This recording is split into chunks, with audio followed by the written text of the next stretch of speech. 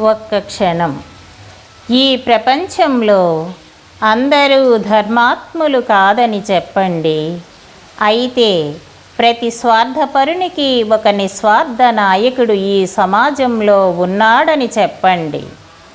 ప్రతి శత్రువుకు ఒక మిత్రుడున్నాడని చెప్పండి.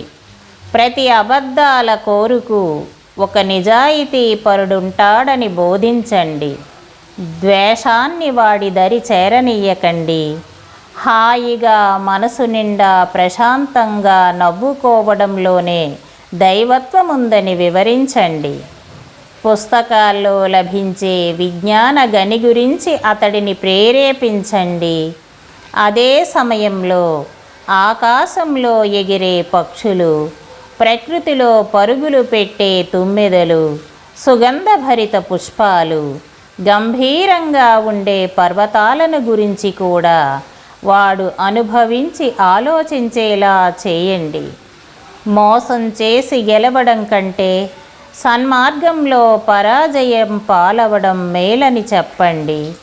తన ఆలోచనలపై గట్టి నమ్మకాన్ని పెంపొందించుకునేలా అతన్ని ప్రోత్సహించండి. ఎంతమంది వ్యతిరేకించినా తాను మంచి అనుకున్నది సాధించే వరకు విశ్రమించవద్దని చెప్పండి. మృదువైన వారితో పుష్పంలా, కఠినమైన వారితో వజ్రంలా ప్రవర్తించమని బోధించండి. అందరూ ఒక గుంపుగా ప్రవాహంలో పడిపోతుంటే వారిని అనుకరించకుండా ఆలోచించి తన మార్గం ఎంచుకునేలా ప్రోత్సహించండి. ఎవరేం చెప్పినా సహనంగా వినమని, అయితే విన్నదాన్ని సత్యం అనే ఫిల్టర్తో వడగట్టి వచ్చిన మంచిని మాత్రమే స్వీకరించమని చెప్పండి. మీరు చెప్పగలిగితే అతడు విచారంగా ఉన్నప్పుడు ఎలా నవ్వుకోవాలో నేర్పించండి. కన్నీళ్లు పెట్టడం సిగ్గుపడాల్సిన విషయం కాదని చెప్పండి. నిత్య శంకితుల పట్ల, అతి వినయం చూపేవారి పట్ల, అవసరాన్ని మించి తీయగా మాట్లాడేవారి పట్ల అప్రమత్తంగా ఉండమని చెప్పండి.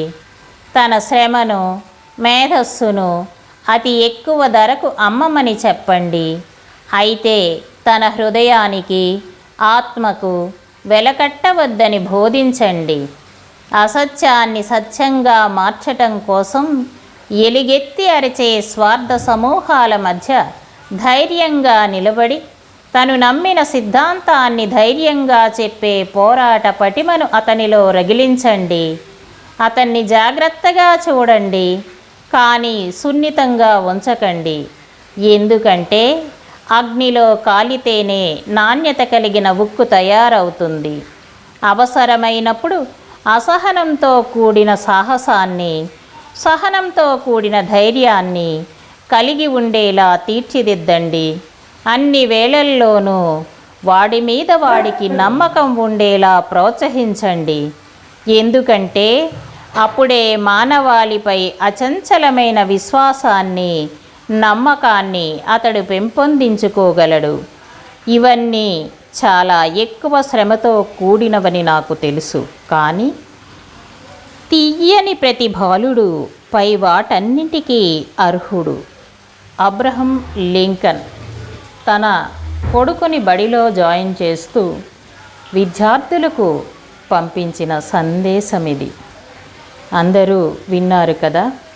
వీలైతే విశ్వభారతీయం యూట్యూబ్ ఛానల్ని సబ్స్క్రైబ్ చేసుకోండి, లైక్ చేయండి, షేర్ చేయండి, కామెంట్ చేయండి.